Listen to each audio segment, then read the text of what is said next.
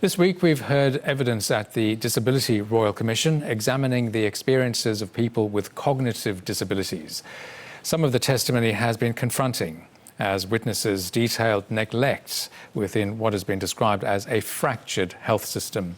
Underlying much of their testimony were the stories witnesses told of their experiences of being treated as less than human. Kicking a football, swimming and cooking up a feast. That's where Caitlin Smith is most comfortable, away from the prejudices that have followed her throughout her life.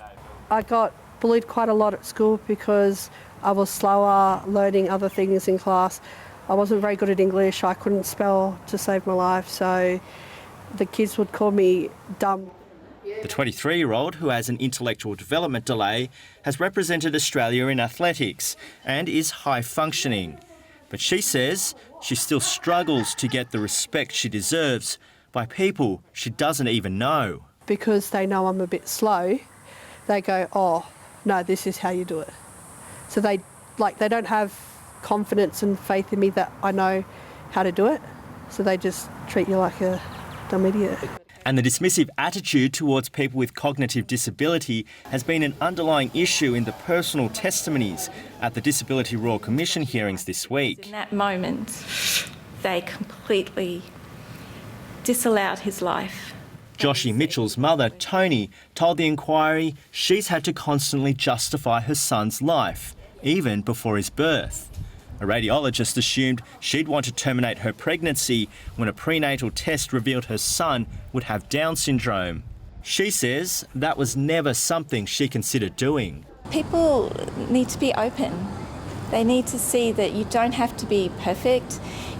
Disability is okay, and that it just makes our community more richer for the different perspectives that people bring to it. Historically, there's been the sense that those are different people, they're not like us.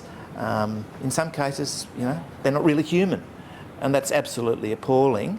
The Royal Commission hearings in Sydney, which are focusing on healthcare, opened with the warning that evidence of neglect and abuse should shock the conscience of all Australians. But advocates and researchers admit the presented evidence is well known among the disability sector. This experience is replicated hundreds of times nationally every year.